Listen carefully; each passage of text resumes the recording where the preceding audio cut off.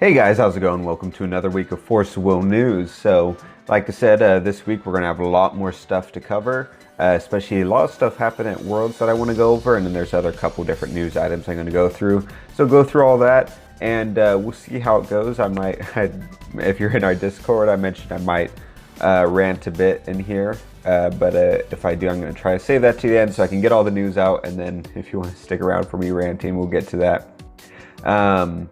It is raining outside, that's why I look kind of weird, because it's raining a lot.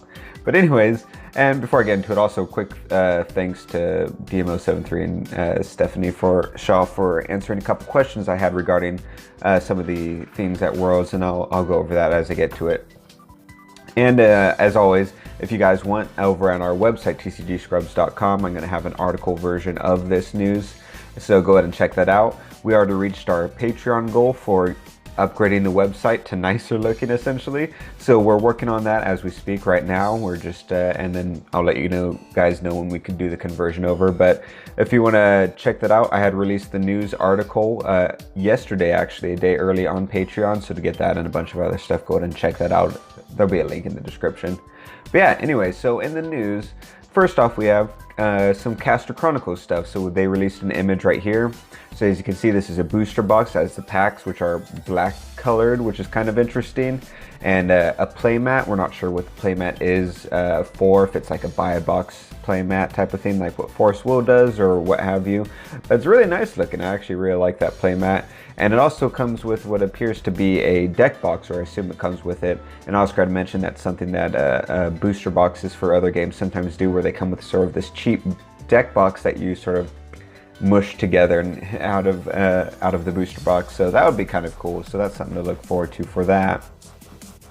Also, it looks like they're starting to begin the process of sending out the new learning decks. If you missed it, they had these learning decks for Peter Pan and Captain Hook a while back, and they released them right around the time that I think it was BFA or something like that had come out. So they had used the old formatting, and old where the attack and defense is at the bottom of the card, the old keywords and stuff like that. And so they were literally useless upon arrival. It would only confuse newcomers to the game. So they finally are coming out with the new updated versions of them, as you can see in this picture here, where the attack and defense is on the left side. It probably has the new keywords, different things like that. So these would be really nice to have, especially at your locals, so that it's something that you can actually give and use for newcomers to help learn the game. None of the cards in here are legal, as you guys probably remember, except I think the basic stones. Obviously you could probably use those, but outside of that, yeah, so that'll be cool to have out. But so yeah, that's the main bit of news that's not Worlds related. So moving into Worlds, the first thing I'm going to go over is they did a thing with stickers. So what they did was essentially they had people playing matches, and whenever you say you roll the dice and you're the highest roller, and so you're going first. So since you're going first, you get a sticker. I'm not sure where it goes exactly. I probably should have figured that out. But, and so that'll determine future later matches. So if you have more stickers, you'll go second instead of first, just automatically instead of rolling. So this was sort of an interesting thing. And it's sort of weird that they would choose Worlds, this sort of big event, to try this sort of experiment on, and not one of the lower ones, or wait till after Worlds. They already introduced a new system where you roll a dice, and now you have to go first if you're the highest roller. For example, you don't get that choice anymore, so the randomness is already there. So it's weird that they would introduce this system on top of that and just try their hand at Worlds. And like I mentioned in our article, it's weird that they would also choose that specific system, because if you go first and you get all these stickers and you want to go first later on, all you have to do is peel the stickers off or something like that. I'm not exactly sure how the system works. Maybe they had some sort of way to prevent that. But it seems like it'd be easier just if you went second to get a sticker, and then whoever has the most stickers going into a different round, they go first. That way there's literally no way, or very little way, to forge your way into that, because you'd have to add stickers, which is a lot harder than taking away stickers and different things like that. So that's kind of interesting, and apparently there was a point where someone was DQ'd because they had lied about the amount of stickers they had. I'm not sure if they just straight up lied, or if they had removed or added stickers, or what happened there. But according to DMO73, they weren't even like Force of Will branded stickers or unique stickers in any fashion. They were just generic random stickers. So that adds another set of problems, and also it kind of sucks because it'd be cool to have little memorabilia from the worlds then in sticker form. So one of the big things that came about that no one knew about until like the day of Worlds was there ended up being no stream. There's literally no stream to watch Worlds happen, which is super weird. And it was something that they announced that like day of, or it might have been the day before, that we start hearing that there wasn't going to be a stream.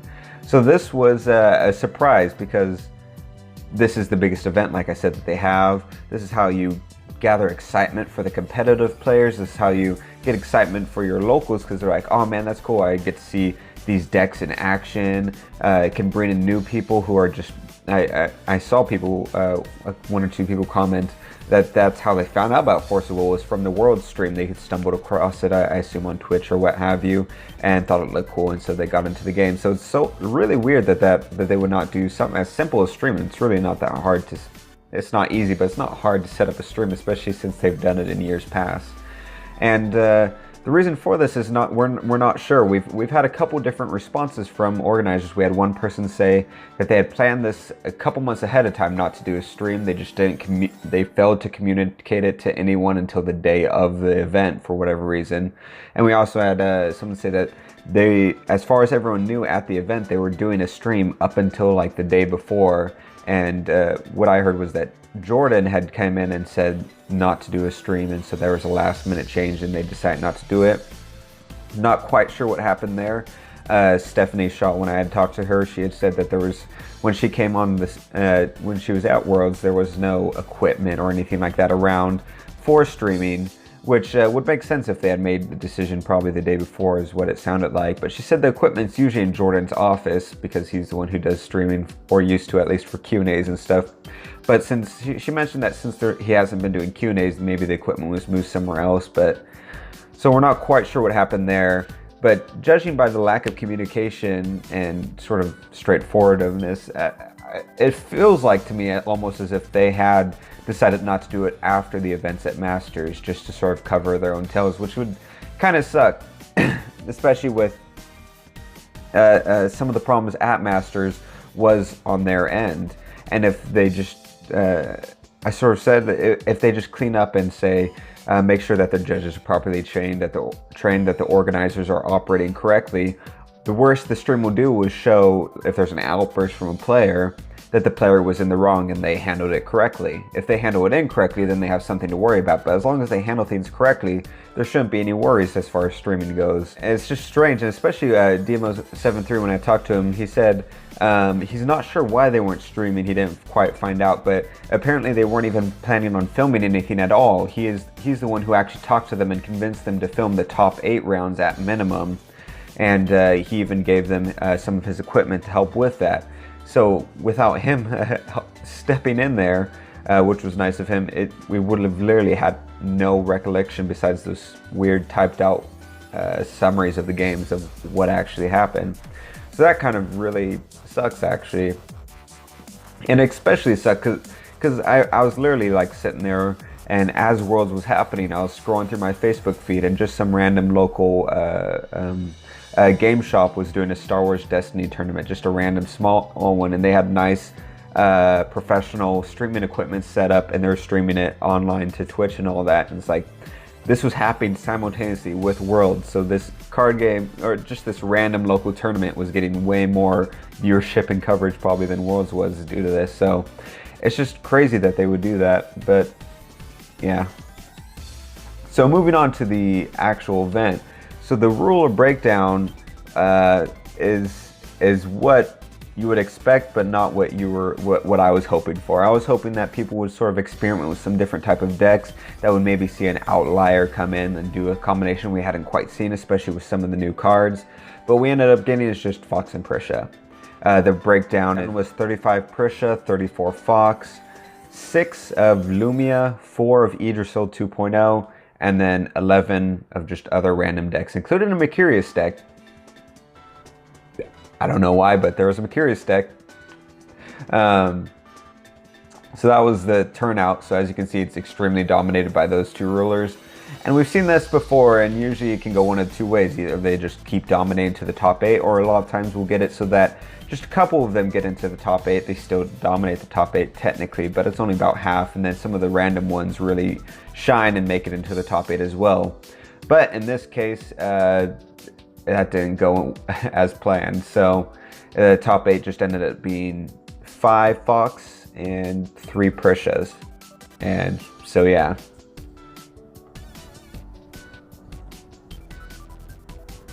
Oh man, what's going on there?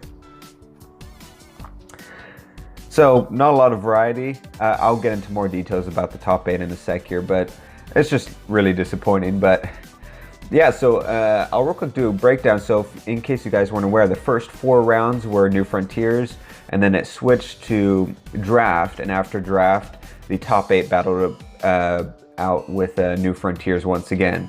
So in the draft format, the ruler breakdown was there's 25 of the martial artist, which is the red draft ruler, 25 of the blue draft ruler, Mafina. There was 21 of blood-sucking butler, which was the black one, 11 of treasure hunter, which was the white ruler, 5 of elder, which is the green one, and then 3 Letolio. I think that's what it is. 3 Freyla and 1 Pandora. So that was sort of the breakdown. As you can see, red and blue were sort of the dominating ones, followed by black, and then everything else was just sort of under that. So that's just sort of interesting to keep in mind for drafting, that it feels like those were very popular at the professional level, so something to keep in mind. But drafting ended up not affecting who was in the top placings too much. That was one of the worries, was that it would switch to sort of randomness, and people in their different places would fall or gain just based on complete randomness and not necessarily skill. But for the most part, it relatively stayed the same. There was a couple position changes, but nothing drastic. So it seemed to be pretty steady and work out pretty well as far as we can tell. But the top 2 players, top 1 for the top 8 at the end of the day, was first place was Federico Zappini, I think is how you say it, with his Fox deck, and second place was Nick Blandon with Fox deck as well. And I believe Nick Blandon's Fox deck was similar to the deck that won at Forcible Masters, if I remember correctly. But yeah, so that was the top 8, and you can, if you want more information about those and the rule breakdowns as well as the top 8 deck lists, you can click on the article. I have the gacha log images of all those top 8 deck lists embedded into there. But yeah, so the thing I wanted to sort of rant about, and if you guys are just wanted the news, you can leave now. So because this is sort of my biased take on some of the things. So it's just it feels like kind of weird how Forcible has been handling a lot of the situations. Like I mentioned with Masters, like my personal take of it was a little bit of both sides. It started with Anton sort of overreacting to a situation, and then the organizers there trying to correct it, and then they sort of mishandled it from that point on. And as a company, it shouldn't be they both, you know, messed up a little bit. It should be this person messed up, and then the company corrected it in some fashion. It shouldn't be sort of an both and so that was a little bit frustrated. And then their final response, I felt like, just even if it was correct, I feel like they should have held off on it or done it differently and dulled down the sentence, just if for nothing else, for PR reasons, especially with a lot of people concerned about how the game is going. And so going into this, them starting out with not doing a stream, even if they had planned months ago not to do a stream, there's no reason not to do one. Just change it and do a stream. Just set up a janky PC pipe, set up and throw your cell phone up there or webcam or anything and just stream the games. It's an easy process to get it streaming, and there's, like I said, there's no reason not to stream it unless you're afraid of something getting out there that you don't want to get out. And so that's especially frustrating because the game needs to get out there, it needs to get more popular, especially with the new clusters really doing a lot of improvements and moving forward with drafting and different things like that. This was their chance not only to advertise New Frontiers, but advertise their draft format not only as a fun format, but something that is actually balanced and can work on an almost competitive level while still retaining its fun and all that stuff and the randomness. And so this was the perfect launching opportunity, and so that was kind of frustrating. But the biggest frustrating part for me was the ruler breakdowns. Ward here agrees. So he has a sweater, by the way, if you can't see. He's got a sweater. So just in general going to the tournament, and 90% of the rulers are either Fox or Prisha. And it sucks even more as we look at the top 8. So the top 8 was just Fox and Prisha. It was what was represented became the top 8. And we're seeing this at Masters and different events like that. And so my fear here is that we're seeing a repeat of what has happened before with things like Reflect Refrain, where Reflect Refrain was dominating the format, and occasionally you saw other stuff seep in, but it was the dominating form. And I don't think either of these are on the level of Reflect Refrain as far as power level, because you can't beat a generic ruler that you can slot into any deck.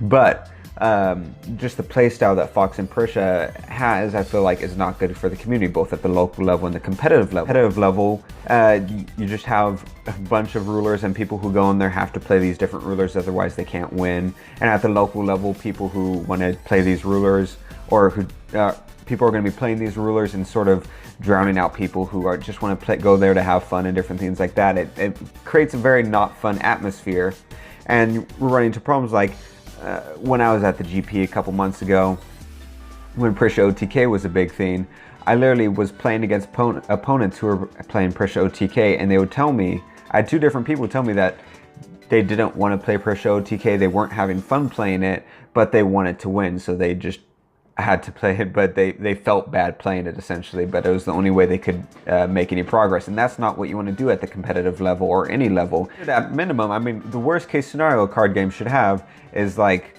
hey, you have to play one of these 5 or 6 decks in order to have any chance at winning. It shouldn't be, you have to play one of these 2 rulers, one of these 2 decks to win. Otherwise you have no shot. And that really drowns out the community. And it,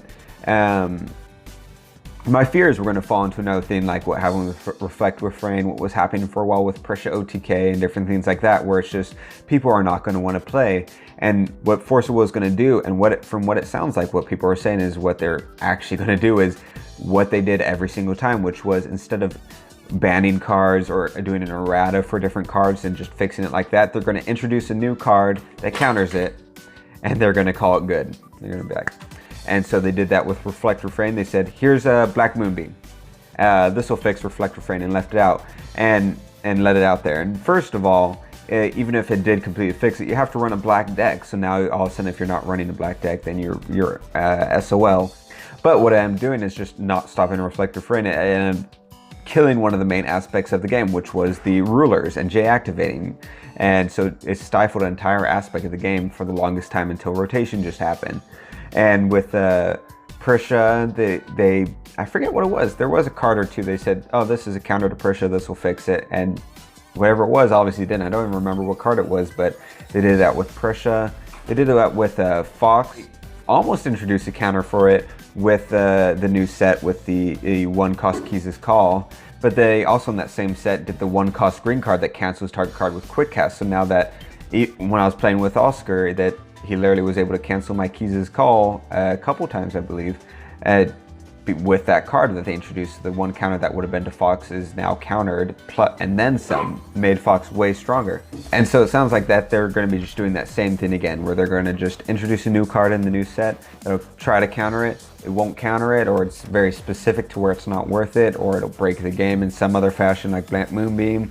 And it just feels like they're too scared to admit that they've made mistakes, so they just print other stuff and don't actually just fix the stuff. And so we'll see how this goes, and I'm hoping that they handle this correctly, but I doubt they will, because Worlds just happened. 70 plus decks were only 2 rulers, with the remaining, what, 20, 15, 20 being neither of those, and none of those decks making it into the top 8. So that's sort of my rant, just the deck variety that's not going to be fixed, them not streaming and introducing stuff at Worlds, that it just feels like they're doing such a perfect job with the actual core, just the physical cards, with the new set with Ray Cluster. Everything is perfect about it, and going forward after Lapis rotates, I think it'll all be like exactly where we want it to be. However, at this point in time, unless they do something, I feel like it might end up, at least short-term, hurting the card game. I don't know if long-term it could correct itself within Ray Cluster, but yeah, it's not as crazy as Rant as I thought it'd be, but those are sort of my thoughts. Let me know what you guys think if you're still here. If you're still here, be like, well, I'm still here, Colin. It's crazy. It was a really long video.